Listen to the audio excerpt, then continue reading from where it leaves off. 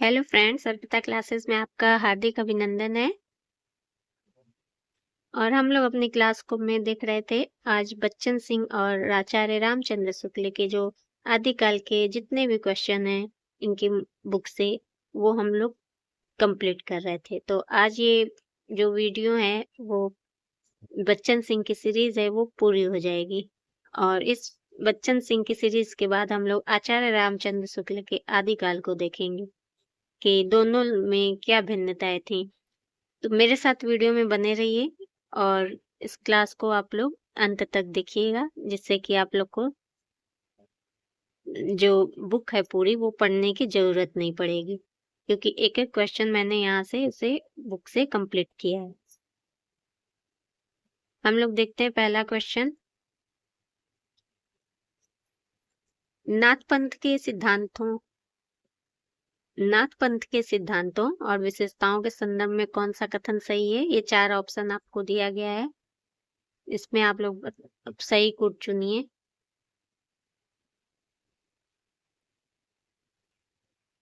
तो इसका right answer आपका हो जाएगा नाथ पंथ के सिद्धांत की विशेषताएं कौन कौन सी हैं? तो पहला, दूसरा और तीसरा। नाथ पंथी मुख्य रूप से 3 बातों पर जोर देते हैं: योग मार्ग, गुरु महिमा, पिंड ब्रह्मांडवाद। ये है, देखिए याद कर लीजिएगा आप लोग। गोरखनाथ के देशव्यापी प्रभाव के कारणों के विषय में डॉक्टर बच्चन सिंह का क्या विश्लेषण है? गोरखनाथ के देशव्यापी प्रभाव के कारण बच्चन सिंह का क्या विश्लेषण है? इसे आप लोग सही कोट चुनिए और इसका राइट आंसर आपका हो जाएगा 1, 2, 3 और 4 सभी सत्य हैं। इसे आप लोग पढ़ लीजिएगा चारों।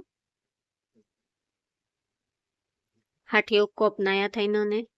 सूची 1 को सूची 2 में सम्मिलित करना है हम लोग को। पीताम्बर दत्त बर्थवाल और मिश्र बंधु हजारी प्रसाद द्विवेदी ब्रिंग्स। ये बताइए आप लोग। पीताम्बर दत्त बर्थवाल जो है गोरखबानी 1930 का संपादन किया था। मिश्र बंधु ने गोरखनाथ को हिंदी का प्रथम गद्य लेखक माना। हजारी प्रसाद द्विवेदी ने भारतवर्ष के कोने कोने में उनके अनुयायी पाए जाते हैं, ऐसा बोला था। ब्रिंग्स ने अनुमान लगाया कि गोरखनाथ का जन्म पंजाब में हुआ है। तो A का 2, B का 1, C का 3, D का 4 ये आप लोग का हो जाएगा। चर्या पद के बारे में देख लेते हैं हम लोग, क्या कथन सत्य है से आप लोग बताइए, इसमें से कौन सा कथन सत्य है? तो जो चर्या पद है वे क्या होते हैं? वे सिद्धों द्वारा गाए जाने वाले वे गीत हैं जो सामान्यतः अनुष्ठान के समय गाए जाते हैं। तो इसका बी आंसर आपका सही हो जाएगा। डॉक्टर बच्चन सिंह के अनुसार दोहा कोश और चर्या गीत की भाषा में मुख्य अंतर क्या है?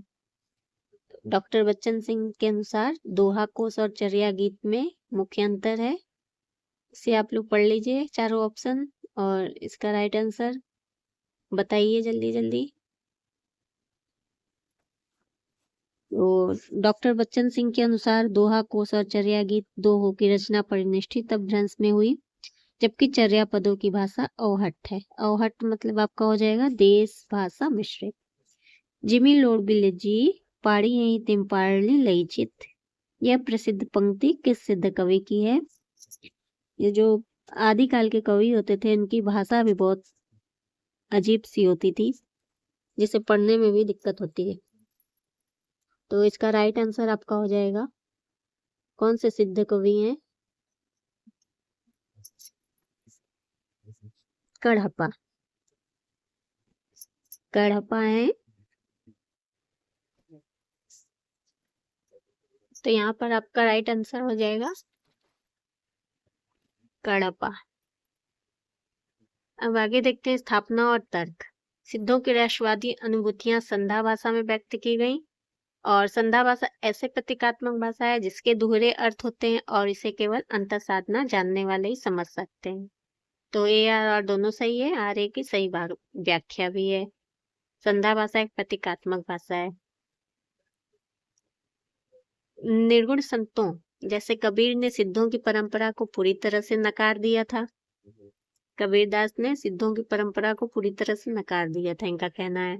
और संतों ने सिद्धों को कर्मकांडों का परित्याग कर दिया। और जाति पाति का विरोध किया था और उनकी पारिभाषिक शब्दावली को अपना लिया था। ए गलत है, आर सही है। जो निर्गुण संत जैसे कबीर ने सिद्धों की परंपरा को पूरी तरह से नहीं नकारा था। सिद्ध कवि कडप्पा के संदर्भ में कथनों पर विचार करेंगे हम लोग अब। वे पांडित्य और कवित्व में बेजोड़ थे, अनुत्तर ज्ञानी माने जाते थे। ये 4 ऑप्शन है। उनका जन्म निश्चित रूप से बिहार में हुआ था। देखिए इसमें कौन सा सही है। तो इसमें आपका जो है 1, 2 और 3। वे पांडित्य और कवित्व में बेजोड़ थे और अनुत्तर ज्ञानी माने जाते थे, और आगम वे पुराण पर गर्व करने वाले पंडितों की तुलना में उस भौरे से की गई जो श्रीफल के बाहर बाहर घूमता है। सिद्ध साहित्य की कौन सी स्वस्थ परंपराओं को आगे चलकर निर्गुण कवियों ने अपनाया। ये भी सही आप लोग को चुनना है इसमें। किसे निर्गुण कवियों ने अपनाया आगे चलकर और किसे नहीं अपनाया। इसका राइट आंसर आपका हो जाएगा 1, 2, 3, 4 सभी सत्य हैं। गुरु के प्रति श्रद्धा और विनय भी अपनाया, धर्मांडर के प्रति उपहास और चोट, जाति पाति ऊंच नीच में भेदभाव का विरोध, और शरीर के भीतर षट चक्र, नारी विधान, शून्य जैसे रहस्यवादी प्रतीक। सिद्ध साहित्य के प्रतीकों और उनके अर्थों के संदर्भ में सुमेलित करिए। संधा भाषा, संधा भाषा, औहट भाषा, उलटबासी और नमक और पानी का उदाहरण। ये 4 प्रतीक हैं। देखिए इसमें आप लोग सुमेलित करिए। संधा भाषा, संधा भाषा क्या है? प्रतीकात्मक भाषा जिसके दोहरे अर्थ होते हैं।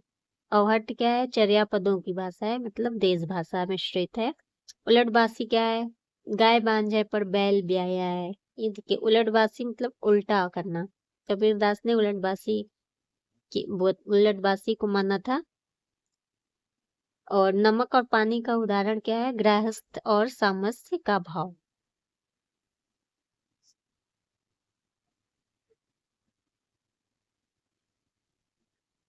ए का 2, बी का 1, सी का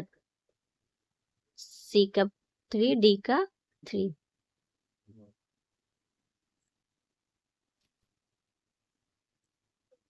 तो ये आज हमारे वीडियो का आखिरी क्वेश्चन था। इसी के साथ ही बच्चन सिंह के आदिकाल समाप्त हो गए हैं। और एक एक क्वेश्चन इसमें से मैंने खोज खोज के आप लोग के समक्ष लाया है। एक एक पॉइंट आप लोग को मिलेंगे आदिकाल के बच्चन सिंह की बुक से। इस तरह मैं कल आप लोग को आचार्य रामचंद्र शुक्ल के आदिकाल उनके मूल पुस्तक से लेके आऊंगी। तो वीडियो में बने रहिए और इसी तरह की वीडियो प्राप्त करने के लिए इसे सब्सक्राइब जरूर कर दीजिएगा। मिलते हैं नेक्स्ट वीडियो में कल नए टॉपिक नए सीरीज के साथ। धन्यवाद।